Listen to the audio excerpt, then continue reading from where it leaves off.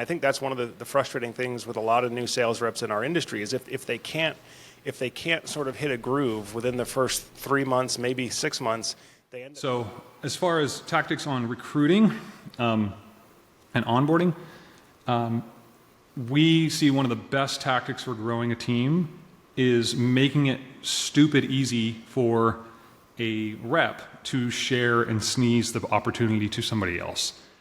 Yeah, no, you're absolutely right. You're absolutely right. I mean, you have got to get the sales rep sold on the idea that they can actually do this and that this will actually help get them to a lifestyle or a position in their career where they want to go.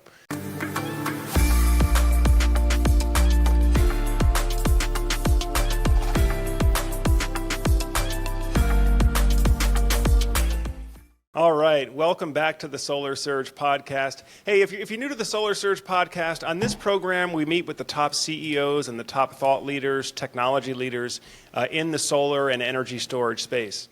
And in today's episode, I have a special guest for you.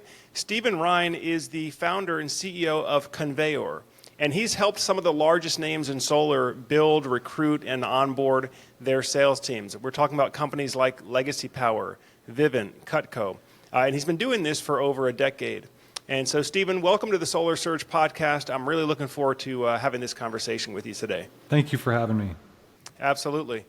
Well, Stephen, as you know, the environment that we're operating in 2023, especially the back half now of 2023, is very different than what I've seen at any other time that I've been in the solar industry. It seems that the entire last decade that I've been doing solar, we've been in a constant growth mode. There's just been consistent year-over-year growth. And really, for the first time, maybe the last 6 to 9 months, I'm seeing things are really slowing down. Companies are struggling to grow their sales teams or to prevent their sales teams from dwindling. I've heard of folks that are leaving solar and, going back to some of the other more traditional sales industries like pest control and alarm systems. So, Stephen, what's your take on kind of the state of the solar sales market in 2023, and what do you think companies are going to need to do to remain competitive?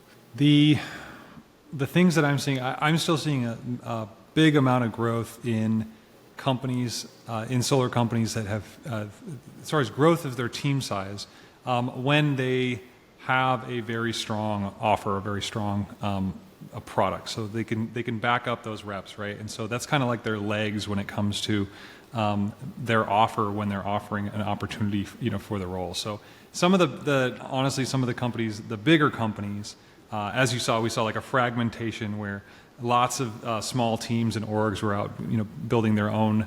They were leaving the mothership, right, and then going to build their own org. And now we're seeing a lot more of the consolidation back, and we're seeing more recruiting. The bigger guys that have been around are just like pedal to the metal with regards to the number of recruits. What I suggest is always finding to be competitive with those people. If you're still trying to be, say, same business model you had before, is just find ways to lower the cost per recruit deeper into your funnel. So ways to get more efficient with how you're going to onboard, more efficient with how you train. And the tasks and the things that you do to retain reps. If you can do that, then you lower the bar for the investment for putting dollars into recruiting. Because I don't think people really calculate the full cost of a recruit. They think maybe top of funnel. What does it cost to get a job board lead? But they don't really think about like the full life cycle of that person and how much time and energy their team is putting into launching and training that person. So if they can lower the bar in terms of cost, they can still be competitive with those other teams that have consolidated a great deal. Great. Well, I know that's one thing we're all looking at, is ways we can reduce costs and increase profitability. But what are some of the things, because I talked to a number of sales reps that have come from larger sales orgs, and one of the things that I hear a lot is that, well, I'm just not getting the support I need, I'm just not getting the training that I need to really be successful. So what are some of the areas where the sales rep experience suffers, as an organization scales up? Yeah, so the biggest one is it touches all areas of the life cycle of a rep, whether it be learning about the opportunity or getting into the company and being onboarded or trained. The biggest, as you scale up in these bigger companies, they start to silo each one of those departments because it makes sense. So you get a department, you scale up that department. Recruiting gets more corporate. They bring in more people that actually don't have experience, typically with like 1099 based reps and recruiting those types of people. And so they come with an experience of how to recruit when you have a W-2 employee that is like a tenured employee that's going to be with you for a long time. And so they scale up, then HR and the onboarding kind of picks their own products and starts building out their own HR processes. And then you've got a training team, each one of them doing their own thing. What suffers the most, though, and that they can't see, is the rep experience. And so I like to commonly bring in the correlation of like a customer experience. So, I mean, what's the cycle when we work with a product? We like the ones that are smaller, and we like how approachable are, and they have quick service, and I can call them or I can chat with them on their website. And then as they get bigger and bigger as an enterprise company, that becomes harder and harder to do. So if you think about that in your solar business, how am I growing into becoming one of those, enterprisey juggernauts and reducing the holistic rep experience, like making it worse? And so we're just always saying, like, look at the rep experience as if that rep was your customer, and what would that experience be like for them, and really map it out. So do an audit, like just write down all of the steps that a rep goes through, and where do they get the email, where do they get the text, when would they know what expectation they have on them, and see how bad it is, and then work backwards to make that a better experience. Makes sense. Well, I know a lot of what you've been working with some of the larger sales teams in is really how can you leverage technology to automate a lot of this, but still keep the sales rep experience high and consistent.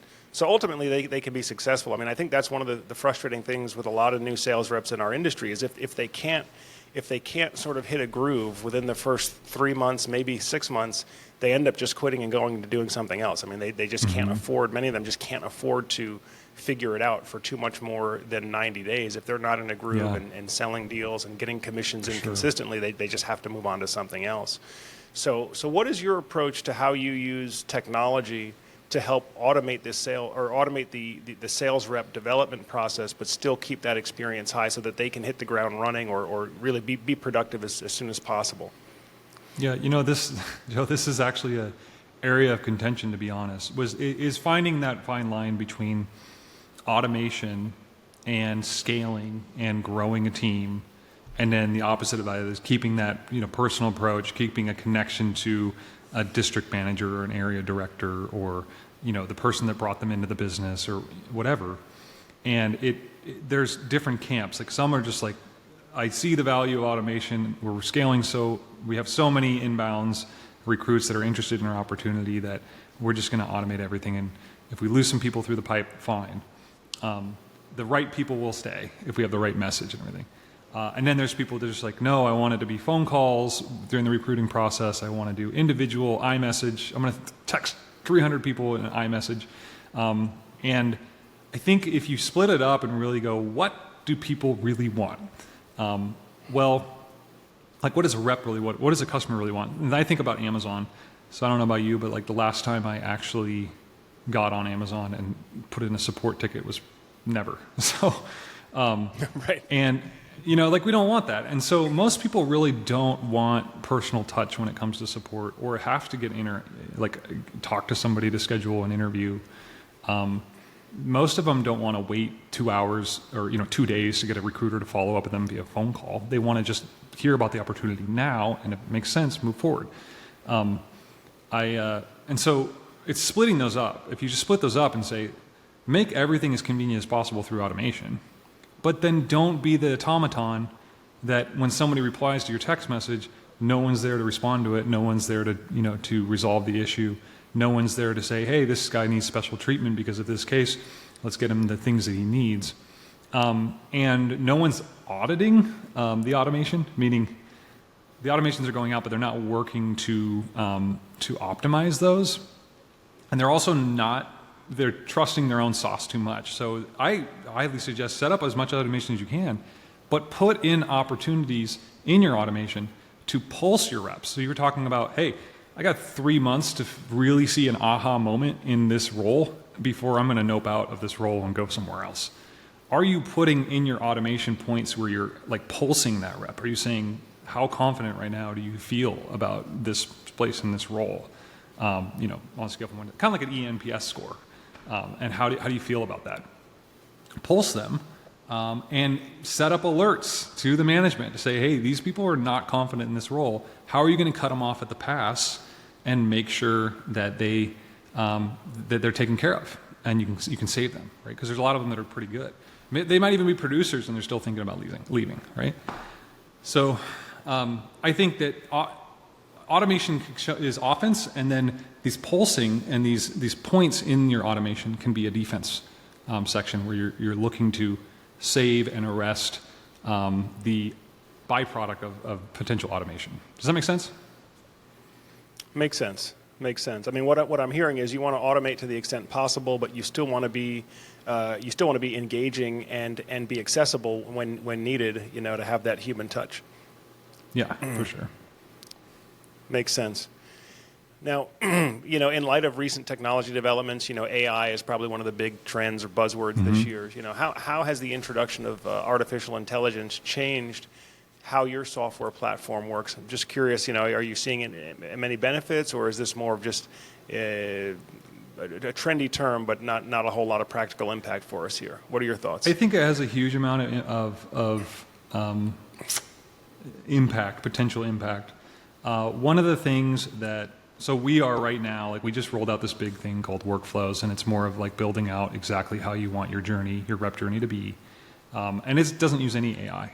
So in some senses, like that will still stay. I think everybody still needs to, there's kind of this throw the baby out with the bathwater type of thing going on, where it's like, let's skip just being intentional about our automation because AI will solve all of it like in the future. And it's just, hey, if we just wait 6 months, then we'll just have this smart agent that goes in and talks to the rep and tells them about the opportunity and kind of just deferring it. I think that's the wrong approach. The AI is only as, I'm sure you've used, ChatGPT, before, or some AI. I don't know what but it's really good when you're hyper intentional about what you're putting into it. It's only as good as your intentionality. And if you don't have intention around what you want your business to look like or the rep experience to look like, you can't master it. You can't just throw like, hey, be good at recruiting. And so the first thing is still coming with a plan and having intention. Where I think AI is going to have a big impact is in how we think about training. So right now we think about training in the DDD space. We see a lot of front-loaded training. So like Solar 101, train all you need about the product, train about sales, all these different things. And I think the biggest thing that's going to change is that instead of teaching somebody to fish so much, you're going to say, hey, this person, this AI, he's a fishing master, and he's going to sit in the boat with you. So what I'm going to train you on is how to basically ask this AI sitting in your boat how to fish right when you need to fish at that point. So that's kind of an abstract of saying you're going to be teaching people how to be prompt engineers. That's really what it's going to be, because all of your content is going to be wildly accessible. So, imagine somebody walking from one deal to the next, and they're just going, hey, this is the challenge I had on my last door or last experience. What would you do here? How would I ask for it? And it's just making them aware of the fact that content is there and getting the appropriate answer right at that moment. It's going to remove I think it'll actually accelerate the ability to get reps up to speed, because so much of it, there's so much front loading going on with training. And the reason why we front load, and I'll make this short, but we front load because the accessibility of that content is at the time you need it is actually pretty bad. It's actually pretty hard because you still have to pull out your phone and search and find it and then read it and contextualize it to the thing that happened today. And so we front load it because the best thing we can use is like, let's just make sure it stays in their mind and it might stick. And so I think that's the biggest thing that's going to happen in AI. And so we're trying to make that move towards less front-loaded training and more focused on contextual answers with the right video and the right content when you need it. I really only think, this is my opinion, especially when you're revamping your training, I only need to get a customer in a sales funnel trained enough or educated on my product enough to have an aha moment to then want to go, yes, I'm into this product and I want to do the trial and I'll wait the time. So going back to that 3-month person, you have 3 months to really, I really only need to train them to the extent where they have that aha moment where they're like, this is my thing, this is my container, my goals can be met here. And then once you have that, then you double down on more training. But I think too many people front load all of it, expecting that person to be like the consummate trainer or trained rep, when I think that's too much. So Stephen, that's great, and that certainly makes a lot of sense what you're saying theoretically. But for firms that have implemented your solution, which is the ConveYour solution, what could they expect to see in terms of impact on their numbers, in terms of retention, sales volume, recruiting volume? What's kind of the before and after story here? Just a quick word from our sponsor, Savant Power, and the Savant Energy Management System. If you're considering an investment in a solar plus storage system, then you're going to want to have maximum visibility and control of how much energy you're harvesting, how much energy you're storing, and how that energy is being distributed within the home. The new Savant Power system allows you to dynamically control which circuits are on and which circuits are off depending on battery state of charge, allowing you to extend your battery running time during a blackout. The system also includes an integrated electric vehicle charger, allowing you to charge directly from solar or from the grid or a combination of both. So if you'd like to learn more information, you can visit the Savant Power website or click the link in the description below so that you can get in touch with an installer right away. Yeah, before and after, so it kind of is like tale of two cities. You've got large companies using our platform that are really focused on the conversion metrics and just getting better results at like a high scale. And then you've got the smaller companies, say that they're recruiting and onboarding training, like say 100 people a month or something, or they're trying to recruit 100 or touching 100 potential recruits. So I will say that, let's start with the smaller end. So much time and energy, 20 hours a week, the team easily is spent on manual onboarding processes, training. Like, so you have this cyclical training, you're constantly recruiting reps and they're coming in, and I've talked to people that have wanted to do a DDD play and they got eaten up in this space, which is, I've got these new people trickling in and I'm constantly doing repetitive training with these folks to get them on the door. You have experience of like getting rid of that, right? With your own courses and training. But a lot of them are still doing so much of that over Zoom or in person. I mean, I just talked to one where they've got 10 or a whole week worth of in-person training. And the very first thing is we help buy back the time of those owners and those leaders so that they actually want to go out and recruit, because they don't want to grow into pain. They don't want to go get more recruits because of the onboarding. So the tactic, right, with the training phase is set up a system for turning trickled in recruits into cohorts. So we get everybody we set expectations on the platform, we send out text messages to get them into the portal. We build expectation with them that they're going to be ready and they're going to be ready to pitch at boot camp or next week in person. They understand the role better. They understand how the sale works. They get all of that expectation stuff and that baseline stuff out of the way, and the person that comes in on Thursday or Monday is going to have till next Monday, and the person that comes on Thursday, frankly, just has till Monday. So it turns all of that trickle into a cohort that can launch together. And then you launch them together, and then you can do follow-up long-tail training with that cohort digitally. So all of this is really around reducing the time spent on their leaders, buying back their time, getting them more excited about getting recruits first. Like, that's the key first step before you go get more recruits. And then when they're actually having that time at the meetings, what I've been told is now we're only spending time handling objections and concerns, building relationships, it's not covering the baseline stuff anymore. It's all taken care of. Everybody's on the same page.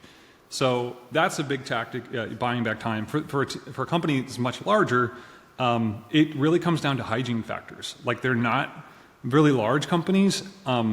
they're using systems that aren't really designed for 1099 base reps that are out in the field, and they've got thousands of people in the field, and they're not getting that to getting the content to the people's devices on the edge of the network, so to speak, fast enough. They're not getting them to complete it fast enough. It's locking them out of their point of sale systems. It's bad. So at the big level, it's really around just doing it exquisitely at a huge number where you're sending out training to 5,000, 10,000 reps at a time. So as far as tactics on recruiting and onboarding, we see one of the best tactics for growing a team is making it stupid easy for a rep to share and sneeze the opportunity to somebody else. And it's like, yeah, that sounds like we already do that. We give them a way to tell them about the role. But I'm talking about making it where one rep can share a QR code or just plug in the friend's information. They get credit automatically. It tracks that reference, that affiliate, automatically sends out a nurture sequence to that new potential recruit, explains the opportunity, qualifies them, nudges them if they don't schedule an interview. And that, me as a sales rep, I should not have to think about any of the follow-up after. It might be cool to see a report saying where those people are, but I should not be doing that. And I don't see that really being installed in small companies when it really isn't. It's pretty approachable to do to get that in place. So getting reps from other reps the context is so much better than recruiting from Indeed. Like they're already, just from having a single conversation from somebody that's already being successful in the role is going to be wildly different, like how they think about the role moving forward. I think everybody can understand that phenomena. So that's a big one, is building out PR. We call them PR campaigns, personal recruit campaigns. And then that same campaign can be used for your top of the line experience for bringing in like job board leads or Indeed leads. Another thing that we see is there's a big difference between recruit order taking and actually selling recruits. So you mentioned earlier, people are looking at other opportunities in different places like Pest or other companies trying to find the best opportunity. And it's very common for a new applicant to actually be shopping around a different 1099 based roles at the same time. And it is not, I don't consider it recruiting to essentially look through a bunch of applicants, look at the ones that look good, say that they're like, yes, I will do 100% commission and I'm willing to knock doors, and use I want the job as like the number, or I'm willing to do that as the number one way you follow up. That's not sales. That's just like basically the people that book a demo because they've already heard about your product, and they want to buy it. That's not actually like nurturing a lead. And so what we recommend is going way up in the funnel and bringing applicants in and really setting the hook, setting that hook really deep early on with some great salesmanship about your opportunity, then qualify, and do that all with automation. And so it's like a great sales funnel, basically. And it's just a much different approach than, okay, we got a bunch of applicants, let's sift through them and see the ones that look good on paper. Interesting. Yeah. No, I mean, it makes a lot of sense. And I believe it was a book entitled Scaling Up. It was a business book I read a few years ago that was talking about how, the best high growth companies, they leverage their marketing team to attract recruits into the business to the same level that they use marketing to attract customers into the business. That's exactly what we're talking about here, is a systematic, automated recruit funnel, right? In this case, your leads are potential sales reps, not potential solar homeowners, but it's the same concept, right? Is you want to take somebody who might be somewhat mildly interested in the idea of being a solar rep and get them to a point where they are very interested and willing to commit to, hey, I'll give this a shot, I'll learn how to do it, and I'll participate in this for 3 or 6 months or whatever it is. Yeah, and the mistake I see is, like I was talking about with departments, each individual department doing its own thing, they miss out on like the sinew or the things that can happen between the conversions of recruiting and onboarding. blurring the lines between that rep experience. So the best type of experience is actually selling and positioning your opportunity through the onboarding experience. I'll give you an example. When you're collecting shirt size or swag size, your hat size, your shoes, whatever, you're collecting that information as a form field. That could be a stodgy HR process, or it's just a form, or it could have like a quick little 20-second video that talks about your competitions and shows a testimonial or some of your existing reps like jumping around or whatever, and then collects that information. And people ask, well, what's the best training experience? I said, the best training experience is you've already set the hook of, I'm so bought in that if I didn't even get training from this company, I'd go to YouTube and learn how to sell solar because I'm so bought into this opportunity, right? And then it's like, is training your problem or is belief your problem? And so it's really actually a psychological funnel all the way through so that the person has the right context so that when they do the training, they're like really intently looking to absorb it, right? And that's what I'm talking about. It's like really owning, because your conversion, yes, conversion of getting an applicant is a conversion. Your real conversion is all the way through the funnel when they are in a mindset where they want to do the role. Because we know how many you lose from onboarding to being on the job and don't do the work. So. Yeah, no, you're absolutely right. You're absolutely right. I mean, you have got to get the sales rep sold on the idea that they can actually do this and that this will actually help get them to a lifestyle or a position in their career where they want to go. You're absolutely right about that. And it's tough because, I mean, it's an industry full of salespeople. We're great at putting together a story and getting you excited about doing what we want you to do. But the reality is a lot of people are having success here, and I think, to the extent we can convey that to the new applicant, it'll again get them more bought in on really investing in their own development so they can do the job at a high level. Mm-hmm. So Stephen, what are some of the mistakes that you see, when doing directly onboarding for new sales teams? What are some of the pitfalls to avoid? Yeah, and I'll try to be concrete with these mistakes. I covered a lot of what I see people doing well. So it's easy for me to just mention the things that are like the opposite of that. But so some of the mistakes I see is messaging is a big mistake. Meaning during that whole funnel, recruit, onboard, train, retain funnel, they're getting tons of disparate messages from different people. So basically the essence of the problem is you're not creating like a linear experience or an interface for that recruit to focus on. So that looks like, okay, this recruit's sending a text message, then this person that's at corporate is sending a text saying, hey, we need to get your I-9. And then this person's like, hey, it's great, I'm your manager, and I'm really excited to get you on. Have you done all the things? And like, yes, I just did those things. And so you're getting hit it up, and the whole time the rep's going, is this how it's always going to be? Is this how my experience is going to be? Like, and then that erodes some of their belief to do the rest of the role.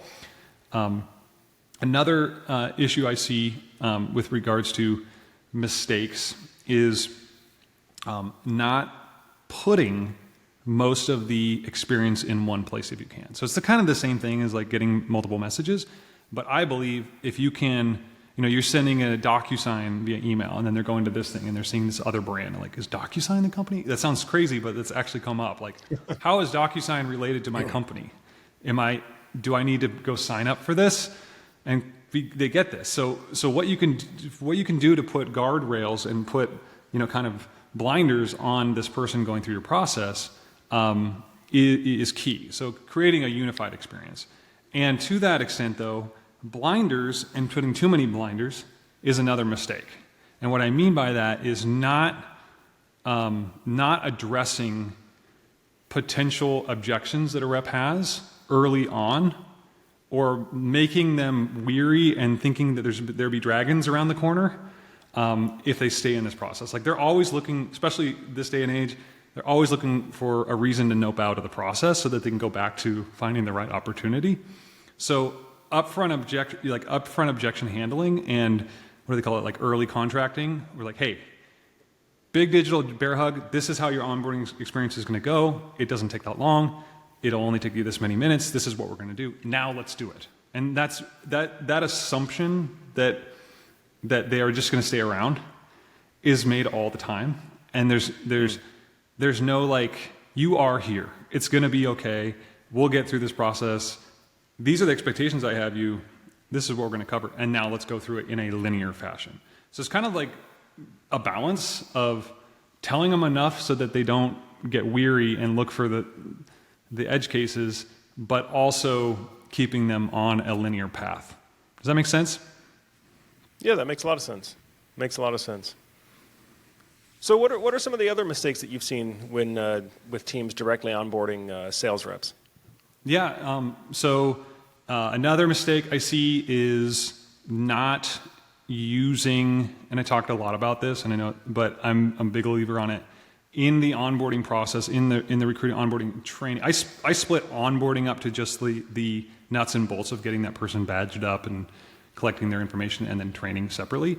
But they purely see it as a training exercise, and they don't see it as a culture, context, belief building exercise. And I think it actually needs to be more heavily that than it actually needs to be training. Because if you don't get that, then you didn't align with like the WIFM of that rep, what's in it for me. And so they're talking to a wall. And they're just clicking through it really quick. They're not actually trying to learn. There's no reason to, because I'm just trying to see if, I think you know what I mean. And so the way, like mistakes are not including any testimonial videos from their existing reps, not including any examples of a rep's overcoming a challenge, okay? Not being frankly not being a real person in video format, where, you know, it's okay to take a selfie video and just do a little selfie like, hey, I'm really excited to have you on. This is what's going really well in our company. These are some things we're gonna be working on. People are looking for ways where you're not like a transparent, or you're spinning me. Don't spin me. And so that's a big mistake, is just assuming that you got them, like assuming that you got them in the onboarding.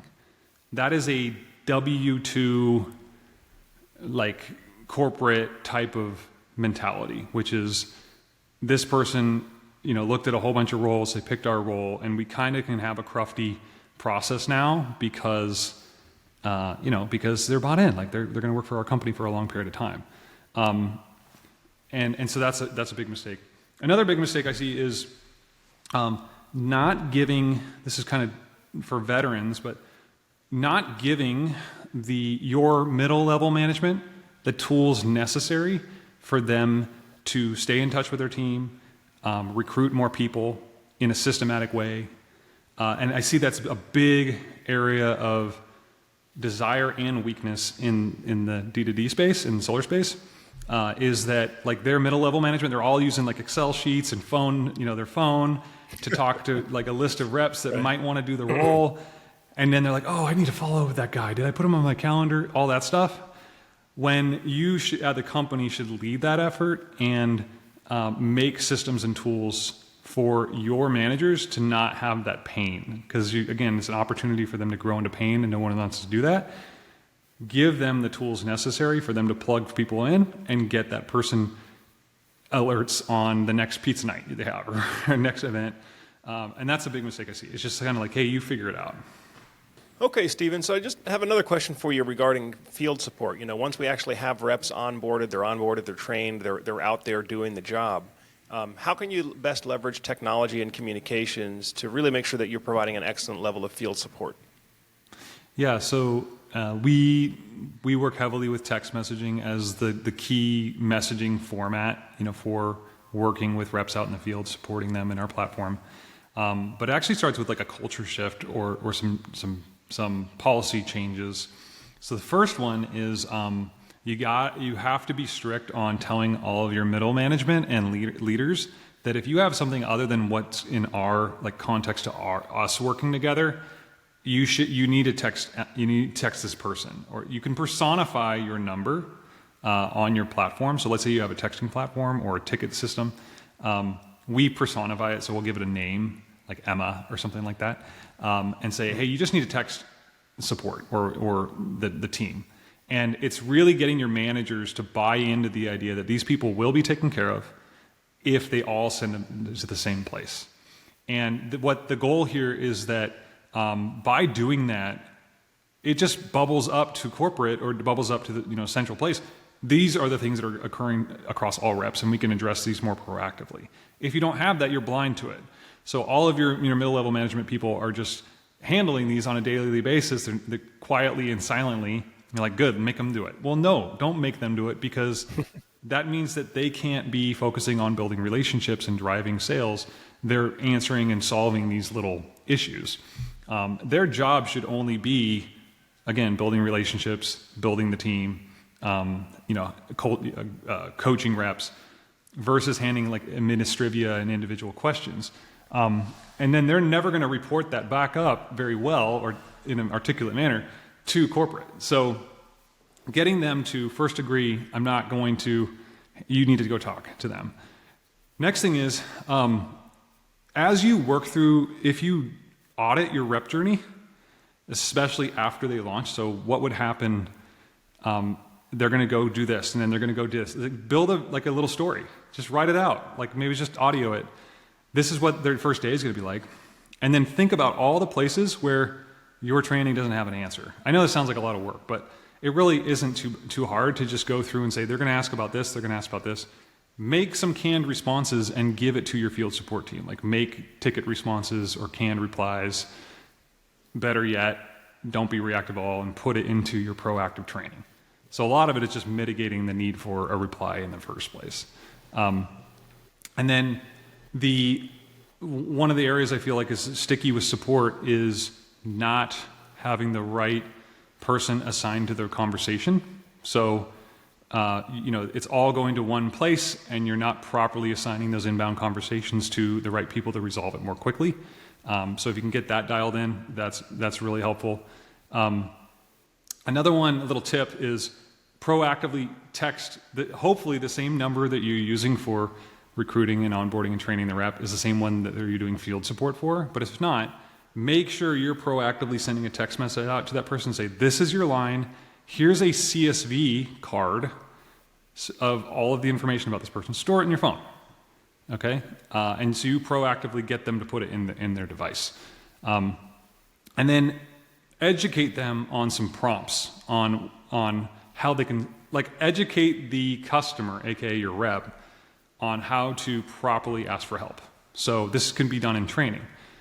So in training, you're just putting in okay, when you have a question about a rescinded deal or something like that, this is how you want to give us the information about the customer. How to train them how to help themselves. Makes a lot of sense. Well, Stephen, obviously you've been doing this for many, many years. You're an expert in the space. For those that are out there watching this that are interested in growing their sales teams, whether it's with recruiting, onboarding, training, retaining, if they're interested in working with you or in working with your platform, where should they go? Where can they learn more? Yeah, just go to our website. It's ConveYour, so ConveYour. So it's kind of like the two words ConveYour put together. And you can book a demo with us there. We also have a huge video gallery that kind of explains not just content about our product or does demos, but also goes into a lot of our content like this, Joe, that can help them think about their process and their journey. So our podcast is The Rep Journey, and you can find that on our website as well. Excellent. And we'll be sure to get links down in the description below as well, as far as getting to your website and to your podcast as well. Again, folks, this has been Stephen Rhyne, co-founder, CEO at ConveYour, and just an expert on growing, whether you need to recruit, train, onboard, or retain your sales team. He's the expert in that space. So, Stephen, thank you for spending some time with us on the podcast this afternoon, and I look forward to catch up with you again at one of the future industry events. Thank you, Joe. Thank you so much. All right. I hope you're getting some great value from today's video content. Now, if you would like to have your product or your business or technology featured on the Solar Surge channel, feel free to reach out to us at the link below so you can set up a call with our media team to talk about your marketing goals and how Solar Surge can help you get there. Solar Surge is the leading online community in the U.S. residential solar and energy storage space. And so if you'd like to get your product, business, or technology in front of our audience, we can help you do that. Again, feel free to reach out to our media team at the link below or email media@solarsurge.net.